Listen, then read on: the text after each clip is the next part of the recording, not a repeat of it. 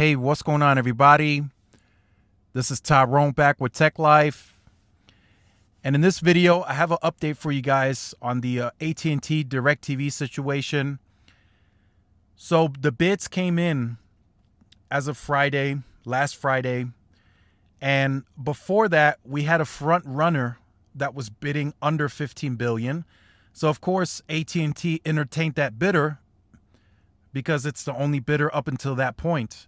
But now the few bidders that they received additionally have been offering above $15 billion, and of course, AT&T is going to entertain them as well, because why not? You're going to make more money off of that, off of those bidders, and you are going to be able to offload debt onto those companies as well.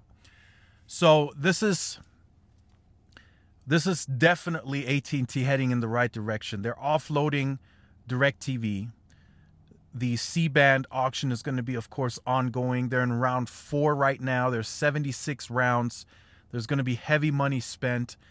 I can tell you guys right now, confidently, AT&T is going all in, especially now that they're receiving bids above $15 billion.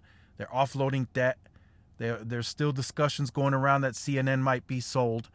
So they definitely have the positive cash flow to bid aggressively at this auction. So this Stanky reported at the UBS conference event that they have around $26 billion of free cash flow. So the dividends are going to look good.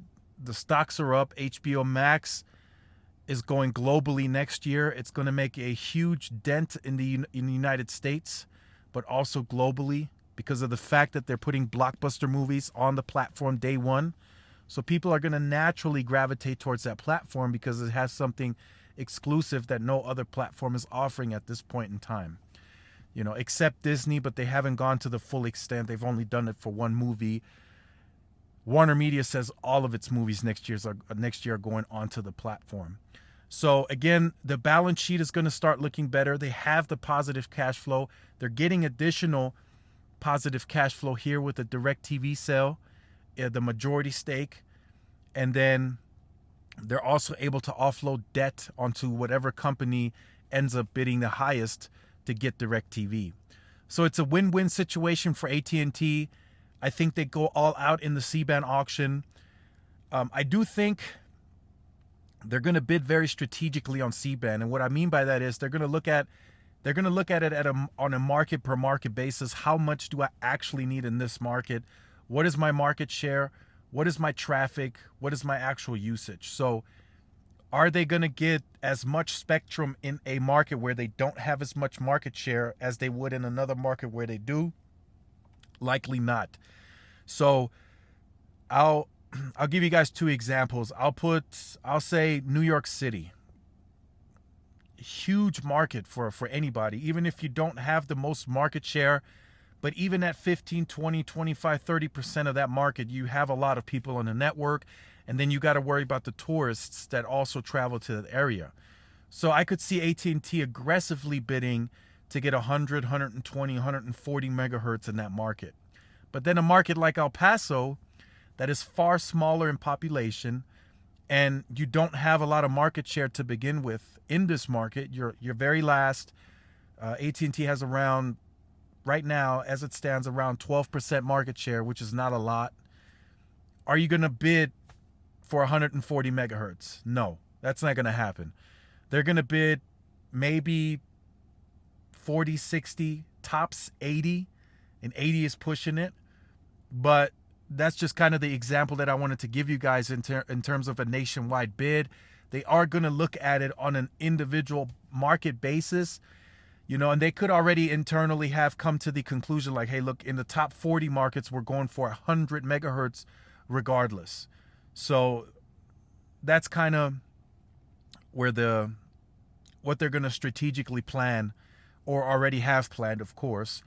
And then they're going to go aggressively into those markets, and they're going to bid comfortably with what they want to get. I think that's the kind of position AT&T is in terms of the free cash flow.